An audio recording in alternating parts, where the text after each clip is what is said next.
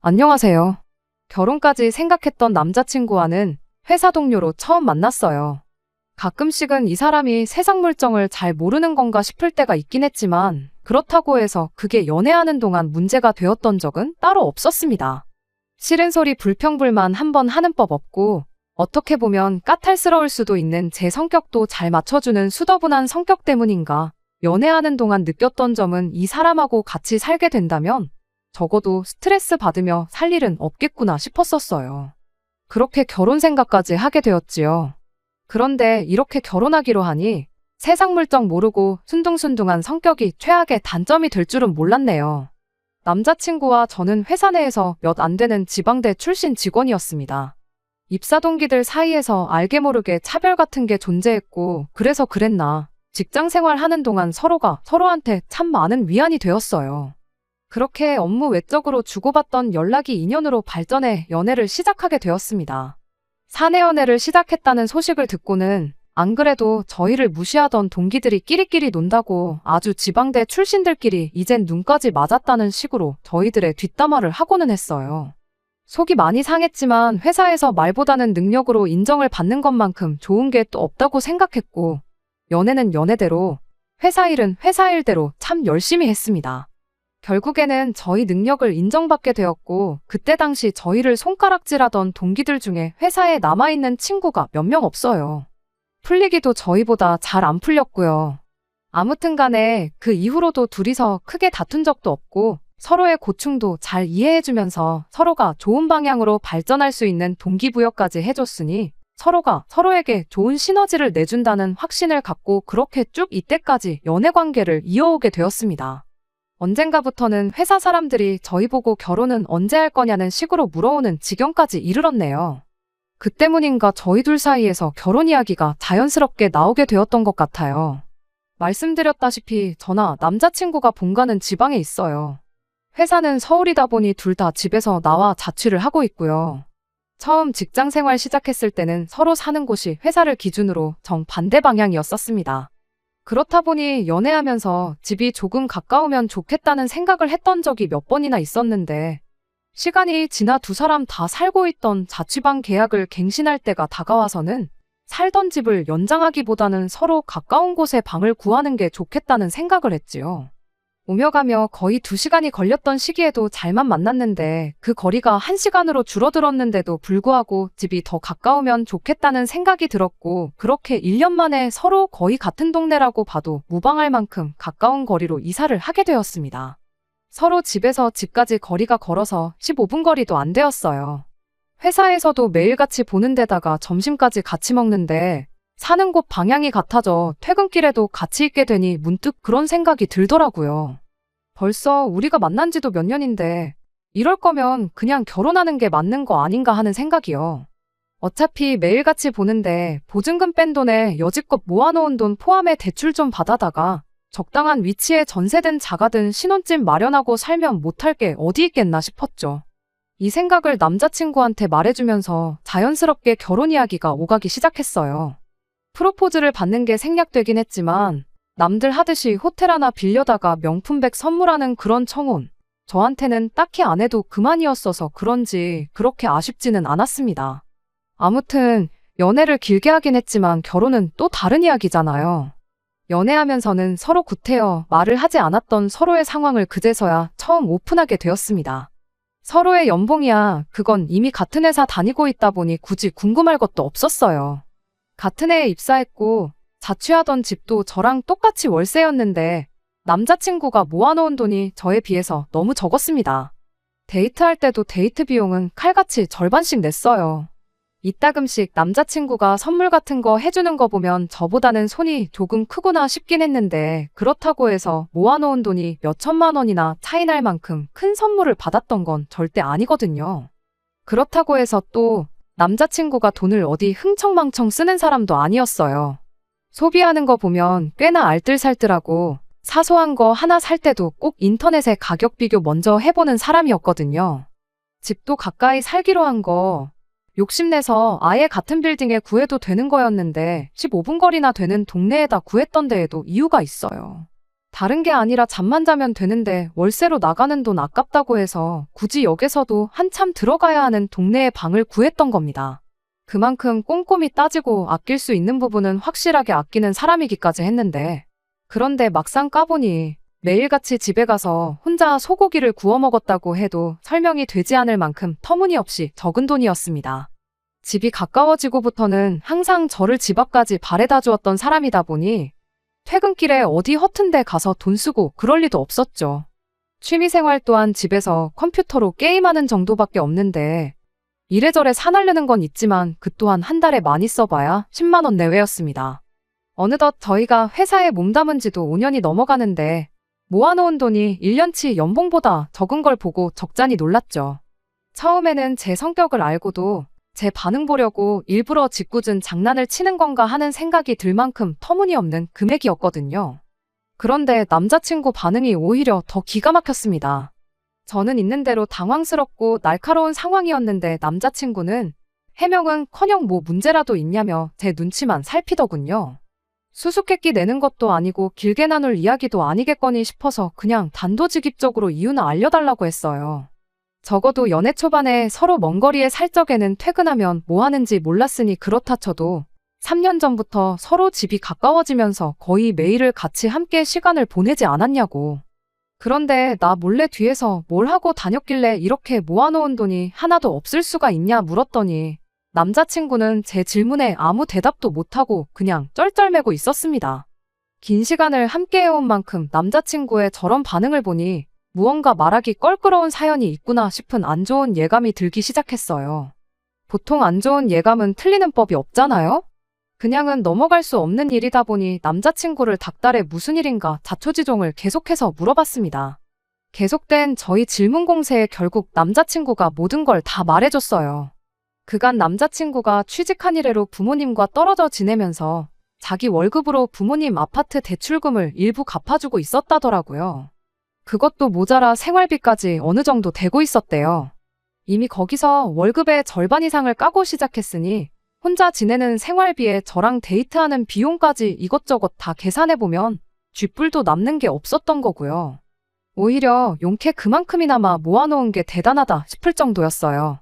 남자친구가 아래로 동생이 2명이 더 있는데 걔들도 똑같이 부모님한테 돈을 드리고 있는 거냐 물어봤더니 동생들은 벌이가 자기가 버는 것만 못해서 안 하고 있다는 이야기를 해주는데 정말 정신이 아찔해지더라고요. 아무리 세상 물정을 몰라도 그렇지. 자기 월급의 절반을 까고 시작하는데 동생들 버는 돈하고 비슷하니까 아무 문제 없지 않냐고 하는데 이 사람이 이렇게 답답한 사람인가 싶었습니다. 차라리 부모님께 그간 용돈을 얼마 드렸다고 하면 멀리 떨어져 사니까 그만큼 걱정돼서 그랬겠거니 이해라도 했겠는데 이건 뭐 생활비는 물론이고 아파트 대출까지 내주고 있다니 이건 효자를 떠나서 호구가 아닌가 싶었습니다. 아무리 맏형이라도 그렇지 부모님 봉양을 혼자 도맡아 하는 거나 마찬가지인데 그걸 나 몰라라 하고 있는 동생들도 얌체 같았고요. 하지만 무엇보다 이 쉬운 상황을 당연한 것처럼 받아들이고 있는 남자친구가 너무나도 답답했습니다. 남의 집 기둥 뽑아 결혼하는 거 아니라는데 이제 막 결혼 이야기 오가기 시작한 내 남자친구가 바로 그 남의 집 기둥이었다니 정말 억장이 무너지는 듯 했습니다. 그래도 남자친구한테 현실을 인지시켜주고 설득하면 해결될 수도 있겠다 생각했어요. 이제 결혼하면 부모님께 돈 드리는 건 그만해야 한다고요. 계속 드리고 싶다면 그래도 좋으나 그렇게 되면 나랑 결혼은 못하는 걸로 생각하라고 했죠. 어차피 맞벌이에 저희 벌이가 나쁜 편은 아니니 당장 돈 얼마 부족한 건 사람 착한 거 하나 보고 참으면 되겠다 싶었습니다. 어차피 대출 받는 건 마찬가지인데 자가가 아니라 전세로 구해서 일단 종잣돈부터 마련하면 된다는 계산이었어요. 남자친구도 그제서야 자기가 처한 상황을 알고는 있는지 제 말에 대답 대신 고개를 끄덕이더라고요. 그래도 용돈 정도는 드려도 되지 않냐고 물어보길래 한 달에 한 20, 30 정도 드리는 건 오케이지만 그 이상은 안 된다고 단호하게 딱 잘라 말해줬습니다. 남자친구는 기꺼이 그렇게 하겠다고 대답을 해줬고요. 끝까지 우기면 어쩌지 걱정이었는데 그래도 이렇게 제 뜻에 순순히 따라주는 거 보니 한편으로는 안심이 되었어요. 그 후 일단 남자친구를 저희 부모님께 먼저 소개를 시켰습니다. 실제로 인사드린 적은 없지만 연애하면서 제가 저희 부모님께 몇 번 이야기를 했었고, 사람 자체는 정말 순하고 성실한 사람이기에 저희 부모님께서도 남자친구를 마음에 들어 하셨어요. 저희 집에서 결혼 허락을 받았으니 이제 제가 남자친구 부모님께 인사드리러 갈 차례였습니다. 그런데 남자친구가 이런 이유, 저런 이유를 대면서 인사시키는 나를 미루려고 하더라고요. 쇳불도 당김에 빼랬다고 그걸 미뤄서 뭐 하겠냐고 남자친구를 닥달해 억지로 자리를 만들었습니다. 남자친구가 자꾸 소개를 미루는 걸로 보아 저는 혹시 남자친구 부모님이 저를 마음에 안 들어 하시나 하는 생각이 들었어요. 그도 그럴 게 결국 아들이 집에 해주던 지원을 제가 끊어버린 거나 마찬가지였잖아요. 그런데 인사드리러 처음 만난 자리에서 저를 엄청 반겨주시고 잘해주셨어요. 아들한테 말로만 들었다면서 정말 꼭 보고 싶었다고 하시면서 말입니다. 분위기는 더할 나위 없이 좋았는데 유독 남자친구만 좌불안석 안절부절하고 있었습니다. 긴장은 해도 내가 해야 하는 거 아닌가 싶었는데 알고 보니 긴장해서 그랬던 게 아니더라고요. 이야기를 나누다가 어쩌다 보니 생활비에 대한 이야기가 나왔습니다. 벼랑간 남자친구 부모님이 우리 아들이 집에 해주는 돈이 많아 평생 장가 보내기는 글렀다고 생각했는데 우리 아들 데려가줘서 고맙다며 저 같은 며느리를 보는 운 좋은 시부모는 당신들밖에 없을 거라고 하시는 거예요. 남자친구와 이야기했던 것과는 전혀 다른 이야기를 하는 걸 보아하니 그때 딱 깨달았습니다. 남자친구가 저를 집에 인사시키는 걸 미루려고 했던 그 진짜 이유를 말이지요. 부모님이 실망할까봐 그랬던 건지 아예 집에다가는 말조차 꺼내지 않았던 거예요. 상황 파악이 끝나자마자 남자친구한테 맡겨선 평생 가도 말을 안 하겠다 싶어서 제가 대신 입을 열었습니다. 아드님, 그러니까 남자친구가 아직 말을 안 한 것 같은데 결혼 후에는 저희도 신혼집을 구하면서 대출금이 생기고 경제적으로 빠듯해지지 않겠냐고. 그러니 앞으로는 대출금 내드리던 것부터 생활비 보태던 건 못 드리게 될 것 같다고요. 그 말이 끝나기가 무섭게 남자친구 어머니의 표정이 싹 바뀌더라고요.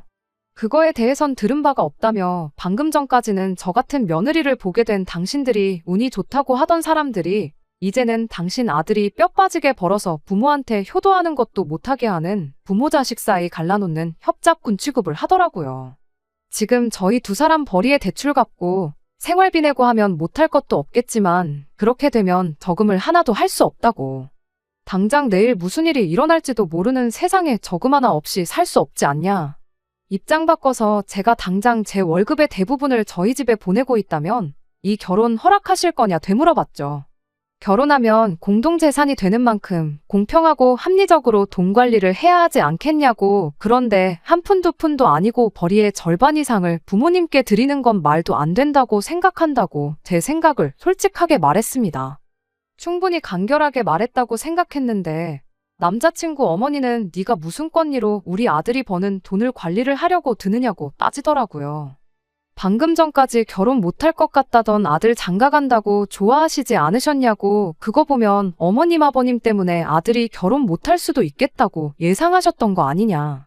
걱정스러워 하셨던 거 보면 돈도 돈이지만 아들 앞길 생각해 주시는 좋은 분들이신 것 같은데 대충 계산해봐도 남자친구가 취직한 이래로 어머님 아버님께 드린 돈이 1억은 훌쩍 넘을 것 같은데 그 정도면 충분히 할 만큼 한 거 아니겠냐고요. 그러니 이제는 아들 앞길만 생각해 주시고 저희가 아예 땡전 한 푼 안 드리겠다는 게 아니고 남들 하는 것 이상으로 챙겨드릴 테니 저희들 결정을 무조건 나쁘게만 받아들이지 않아주셨음 좋겠다고 했습니다. 하지만 그래도 주던 걸 어떻게 못 주게 하냐고 당장 우리는 어떻게 버티라는 거냐며 그렇게는 안 된다고 우기시더라고요. 결국 그렇게 어머님 언성이 높아지기 시작하니 옆에서 꼼짝 못하고 있던 남자친구가 자기한테 좋은 해결법이 있다면서 모두 조용히 좀 해보라고 하고는 말도 안 되는 소리를 꺼내기 시작했어요. 자기가 돈을 더 벌어오면 되는 거 아니겠냐며 퇴근하면 대리운전이나 배달 같은 거 하고 주말에는 물류창고 같은 데 가서 일을 더 하겠답니다. 그렇게 돈을 더 벌면 그 돈으로 대출금을 갚아드리면 되는 거 아니겠냐는 겁니다. 아직 내 집도 없는데 투잡까지 뛰면서까지 자기 부모 대출금에 생활비를 내주겠다는 게 말이나 되는 일인가 싶었습니다. 그렇다고 형제가 셋인데 그거 다 갚아주고 물려받을 재산 있는 것도 아니고요. 그건 또 무슨 소리냐고 한마디 걸고 넘어졌더니 남자친구 어머니가 당신 아들이 알아서 더 벌어가지고 준다는데 그것도 못하게 하느냐고 저보고 마누라 될 사람이 그 정도 이해심도 없어서 어디다 쓰겠냐고 얼굴에 철판 깔고 나오더군요. 더 길게 생각할 필요도 없겠더라고요. 어리숙한 건 알고 있었지만 부모님 눈치 본다고 해야 할 말도 못하는 남자친구는 더 이상 제 눈에 좋은 신랑감으로 보이지 않았습니다. 생활비 내주고 대출까지 갚아주는 집안의 기둥인 효자 아들 데려다가 여지껏 해주던 지원 다 끊고 가정을 꾸린다고 한들 부모님한테 미움을 받으면 받았지 진심으로 축하받을 것 같지도 않았어요. 남자친구도 자기 인생, 자기 건강 갈아 넣으면서까지 돈을 더 벌어다가 부모한테 갖다 바치겠다는데 그렇게 하라고 한들 제 마음은 편하겠나요? 제가 뭐가 아쉬워서 남자친구를 오래 알고 지낸 거지 따지고 보면 그날 처음 본, 평생을 본 적도 없는 사람들한테 시작부터 끝까지 미움을 받아야 하는지도 모르겠더라고요. 그리고 퇴근 후에 투잡 뛰고 주말에는 아르바이트해서 돈을 더 벌 거면 저랑 결혼은 왜 하나요? 그냥 강아지나 한 마리 키우고 말지. 강아지는 제 말이라도 잘 듣잖아요. 일주일에 7일을 밤낮 없이 일하는 남편이면 솔직히 없는 거나 마찬가지기도 하고요. 그래서 그냥 자리에서 일어났습니다. 남의 집 기둥 뽑아오는 거 아니라는 말이 괜히 있는 말이 아닌 것 같다고 결혼 이야기 뒤집어버리는 것도 뒤집어버린 거지만 남자친구한테도 이만 헤어지자고 말했어요. 평생 그렇게 가족들 지갑 노릇이나 하라고요. 그렇게 사는 게 좋다는데 내가 스트레스 받아가면서까지 못하게 말릴 필요가 없다고 말하고 자리에서 일어났습니다. 같은 회사를 다니다 보니 보기 싫어도 마주쳐야 해서 불편했는데 남자친구의 마지막 책임감인지 저에 대한 죄책감 때문인지는 몰라도 저한테 이직할 테니 회사에서 마주칠 걱정은 안 해도 된다는 말을 하더라고요. 참 세상 물정을 몰라도 이렇게 모르는 사람이었구나 싶었죠. 나는 괜찮으니 회사까지 그만두고 그럴 필요 없다고 말했는데도 끝까지 저를 위한 마지막 책임이라니 어쩌니 하면서 결국 회사를 그만두더라고요. 암만 말해봐야 듣지도 않는데 괜히 그만두지 말라고 하는 걸 보고 제가 미련이라도 남았다 생각하면 어쩔까 싶어서 그냥 알아서 하라고 했습니다. 어차피 헤어진 마당에 그런 것까지 챙겨줄 필요 없다 싶었거든요. 그런데 뭐 이직할 직장이라도 구해놓고 저러는 줄 알았는데 무슨 문제가 생긴 건지 바로 직장을 못 구했나 봐요. 헤어지고 4개월쯤 지나서 제가 사는 자취방 앞에 술에 잔뜩 취해서 찾아왔더라고요. 평소에 술은 입에도 안 대던 사람인데 뭔가 싶어서 이야기를 들어봤는데 직장을 못 구해서 수입이 없는 상황인데 부모님들은 멀쩡히 다니던 회사 그만둔 남자친구 잘못이라면서 그나마도 얼마 안 되는 저금이라고 모아놓은 돈을 내놓으라고 했다는 겁니다. 당장 자기는 수입이 없어서 걱정이 돼서 죽겠는데 남자친구 부모님은 그 몇 달을 못 기다려서 얼마 안 되는 자기 돈을 가져가려고 한다고요.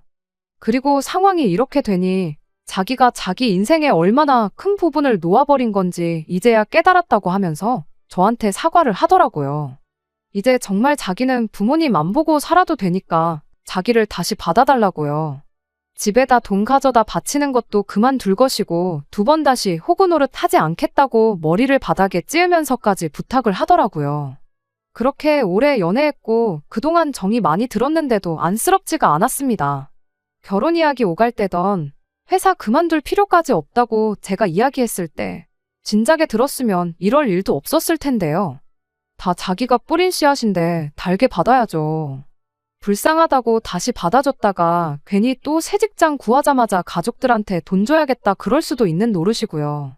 그래서 안타깝지만 나는 너랑 다시 시작할 생각이 없다. 그리고 술 먹고 이렇게 찾아오는 것도 싫고 우리는 이미 끝난 거니까 2번 다시 찾아오지 말라고 했습니다. 내가 뭐라고 당신하고 당신 부모님, 부모 자식 간의 천륜을 끊어낼 수 있겠냐고. 믿는 도끼에 발등 찍히는 것도 딱 1번이라고 했고 넌 벌써 그 기회를 날려먹었다고 했어요. 그 뒤로 한동안은 연락도 소식도 모르고 지냈습니다.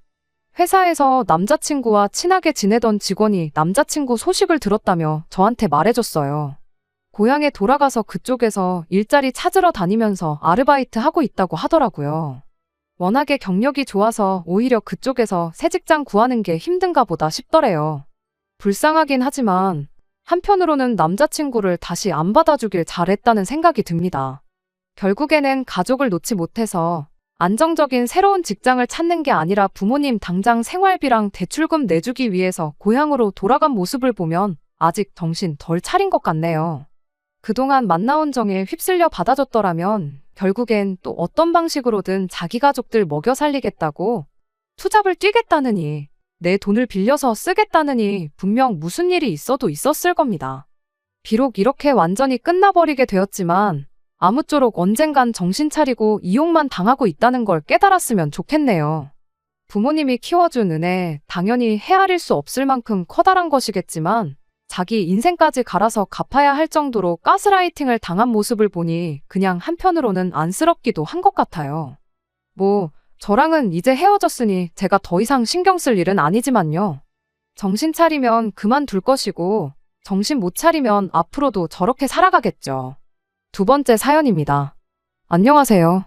날이 점점 추워지는 게 벌써 한 해를 마무리할 때가 다가왔다는 사실이 물씬 느껴지네요. 이제 해가 넘어가면 저도 30살이 돼요. 못해도 30 전에는 결혼을 하고 싶었는데 올해가 2달 남짓 남은 이 상황에 모든 걸 준비 마치고 결혼을 하는 건 불가능하다 싶습니다. 그리고 이 사람과 결혼을 하는 게 맞나 싶은 생각이 들기도 하고요. 그래서 이렇게 다른 분들의 의견이나 조언을 구해보고자 사연을 보내보게 되었습니다. 저보다 3살이 많은 남자친구와 3년 조금 넘게 연애를 했습니다. 제가 연애 2년 차부터는 30 전에는 결혼을 하고 싶다는 말을 했다 보니 남자친구 또한 제가 결혼을 염두에 두고 연애를 하고 있었다는 사실을 알고 있었죠. 남자친구가 저보다 연상이다 보니 결혼 이야기에 부담을 갖거나 하지는 않았던 것 같아요. 그렇게 1년이 지나서 지지난달부터 처음으로 저희 두 사람 사이에서 결혼 이야기가 오가기 시작했습니다. 사실 남자친구에게 30 전에 결혼하고 싶다는 말을 먼저 꺼냈을 때 남자친구가 별다른 반응이 없어서 에라 모르겠다 하고 저희 집에 인사를 먼저 시켰던 적이 있었습니다. 이후로 집안 행사에도 불렀던 적이 몇 번 있었고요. 그때 집안일도 잘 도와드리고 무엇보다 저희 부모님께도 정말 잘했어요. 그 뒤로 저희 부모님께서도 은근 남자친구랑 잘 돼서 결혼하기를 바라시는 것 같더라고요. 아무튼 그렇게 남자친구도 저에게 결혼 이야기를 꺼내게 되었고 이제 천천히 준비해서 못해도 내년 봄에는 식을 올리면 되겠구나 그렇게 생각하고 있었는데 말씀드렸다시피 여기서 다른 분들의 의견을 한번 들어보고 싶어 이렇게 사연을 보내게 되었습니다. 결혼 이야기 나오기 시작하고 얼마 지나지 않아서 남자친구가 난데없이 꺼냈던 이야기가 하나 있었어요. 어머니가 자기 어렸을 적에 고모들과 할머니한테 엄청 시달리고 사느라 고생을 참 많이도 하셨다고요. 그것 때문에 자기가 어머니한테 효도를 하는 게 마땅하다는 생각을 가지고 있더라고요. 조금 의아했던 게 고모나 할머니 때문에 힘든 삶을 살아오셨으면 아들인 남자친구가 아니라 남편인 아버님이 어머님께 더 잘해야 하는 거 아닌가 싶었죠. 어머니한테 잘하는 게 나쁘다는 건 아닌데 계속 이야기를 듣다 보니 남자친구가 어머니를 생각하는 그 효심이 조금은 지나치지 않나 그런 생각이 들었습니다. 제가 볼 때는 남자친구가 어머니께 잘하고 싶다는 소리가 그저 이유에 불과하고 그냥 무조건 잘해드리고 싶어하는 것처럼 느껴지더라고요. 게다가 자식이 부모님께 잘해드리는 방법이 여러 가지가 있을 텐데 남자친구는 효도를 꼭 돈으로 해야 한다는 생각을 갖고 있었습니다. 남자친구가 안정적인 직장을 다니고 있고 월급 받는 것 또한 또래에 비해서 잘 받는 편이에요. 결혼을 하게 된다면 저도 맞벌이를 할 생각을 가지고 있으니 둘이 받는 월급 합치면 넉넉 잡아 700만 원 언저리쯤 될 텐데 그 정도면 양가 부모님께 용돈 조금 드리는 거야 문제도 아닌 벌이잖아요. 그런데 벼랑간 결혼하거든 자기 월급의 절반을 어머니한테 드려야겠다는 말을 꺼내왔으니 저로서는 고민도 많이 생기고 받아들이기가 힘든 상황입니다. 게다가 그 이유가 할머니랑 고모들 때문에 고생했다는 이유였으니 제 입장에서는 도저히 그냥 넘길 문제가 아니구나 싶었어요. 이제 막 결혼 이야기 오가기 시작했는데 굳이 시작부터 월급의 절반을 엄마 주겠다는 소리를 꼭 해야 하나 서운하기도 했죠.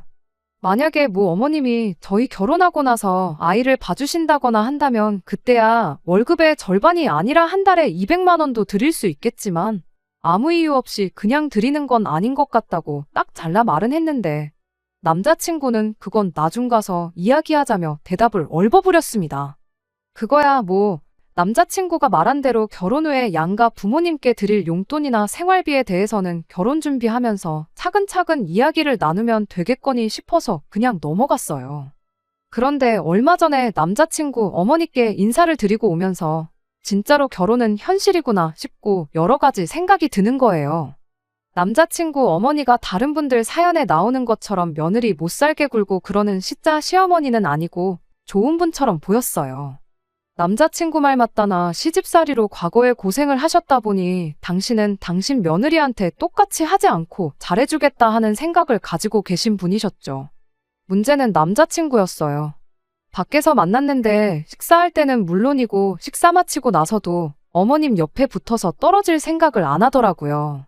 식사 마치고 차 한잔 마시면서 이야기 좀 더 나눠보기로 했는데 근처에 호수공원이 있어서 소화도 시킬 겸 거기 한 바퀴를 돌았어요.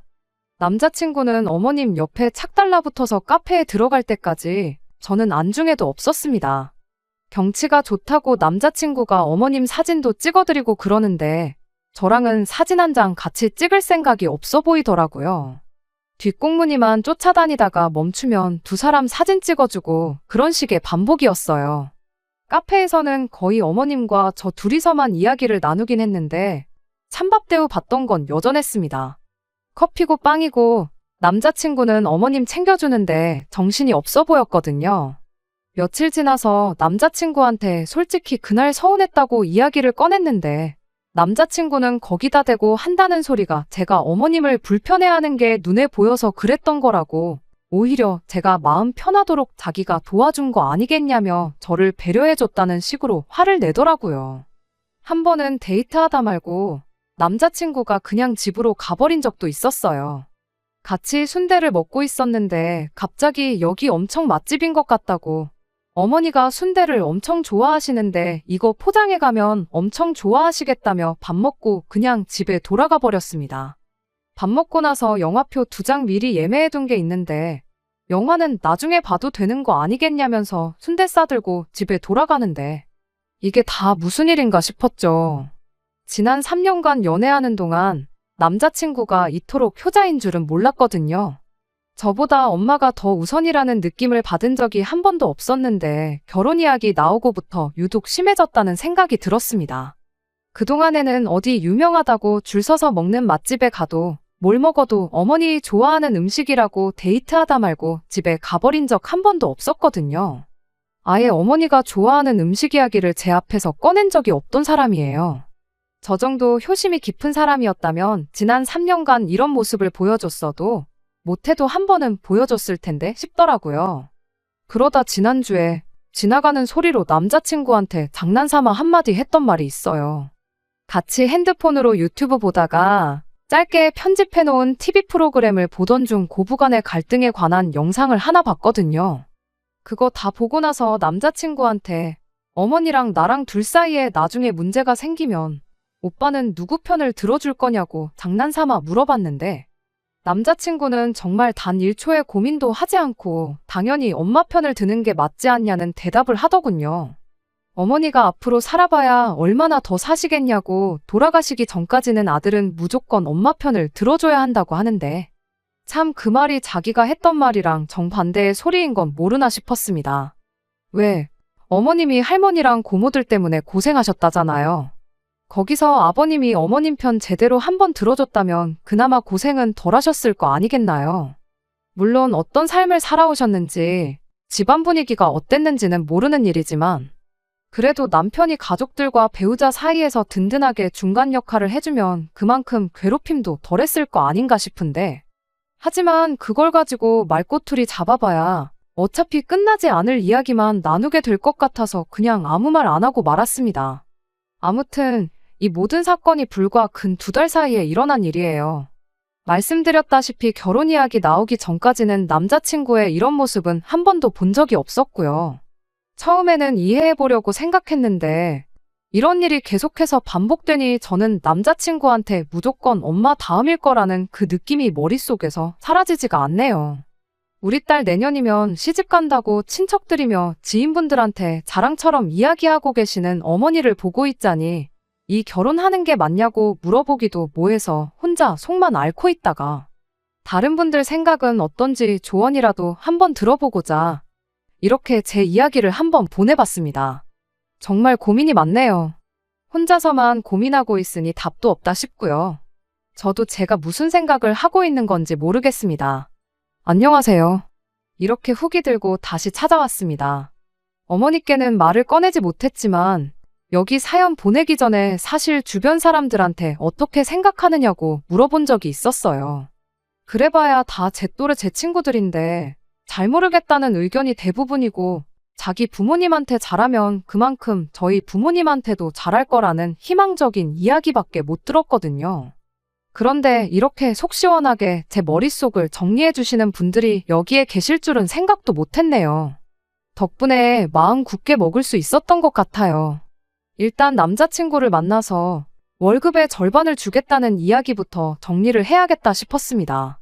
그리고 어떤 분이 조언해 주신 대로 혹시 지금도 어머님한테 용돈으로 얼마를 드리고 있느냐 물어봤어요. 남자친구는 망설임도 없이 아니라고 대답하더라고요. 지금 드려봤자 결혼할 때 도로 다 가져가야 되는 거나 마찬가지 아니겠냐며 용돈은 결혼하고 드리는 게 맞는 거 아니겠냐고요. 말인즉슨 이제 맞벌이를 할 예정이니 벌이가 2배가 되는 거 아니겠냐. 벌이가 늘은 만큼 엄마 몫으로 자기 월급 절반을 챙겨주겠다 하는 소리나 마찬가지였지요. 그게 제 귀에는 내 돈으로 효도를 하겠다는 소리로밖에 들리지 않았어요. 그래서 남자친구한테 자식이 부모한테 효도하는 건 당연한 거라고, 그러니 나도 결혼하면 우리 집에 내 월급 절반을 드려야겠다고 똑같이 한마디 해줬습니다. 그랬더니 그건 좀 아닌 것 같다고 곧바로 반박을 하더라고요. 오빠는 되고 나는 왜 안 되냐 따졌더니 아들하고 며느리가 시어머니를 챙기는 게 이치에 맞는 거 아니겠냐고, 너네 집은 너가 챙기는 게 아니라 집안 남자인 제 동생이 챙기는 게 맞다는 소리를 하면서요. 자식이 부모한테 효도하는 건데 왜 그게 그렇게 되냐고 곧바로 따져 물었더니 저보고 한글부터 다시 배워야겠답니다. 시집을 온다는 말은 들어봤어도 장가를 온다는 말은 못 들어보지 않았냐. 시집을 온다는 건 말 그대로 제가 시댁의 일원이 된다는 뜻이라고. 그러니까 결혼을 한순간부터 너는 우리 집 식구가 되는 거니 효도는 시어머니한테 하는 게 맞는 거라고요. 그러니 너네 부모님 용돈은 동생이 알아서 챙기게 냅두라고. 너는 우리 집만 신경 쓰면 된다고 하는데, 이과 나온 사람이 문과 나온 저한테 한글 공부부터 다시 하라는 것부터가 어이가 없었어요. 그럼 장가를 간다는 건 무슨 뜻인지 한번 말해보라고 했어요. 시집 온다랑 장가 간다가 뭐가 다르냐고요. 장가 가는 건 오빠가 우리 집 식구 된다는 소리 아니냐 했더니 거기까지는 생각 안 해봤는지 어떻게 둘러대지도 못하고 혼자 끙끙 앓더라고요. 이미 여기서부터 남자친구가 양보할 생각이 없어 보이는데 다른 분들이 조언해주신 이야기까지 꺼내가며 왈가왈부할 것도 없겠다 싶었어요. 무슨 말을 해도 제 말을 안 들을 게 뻔하고 저한테 말도 안 되는 시댁 효도만 강요할 게 뻔한데 입 아프게 양보할 생각도 없는 거 토론해봐야 아무 소용도 없겠다 싶었죠. 그래서 그냥 결혼 이야기는 없던 걸로 하자고 했어요.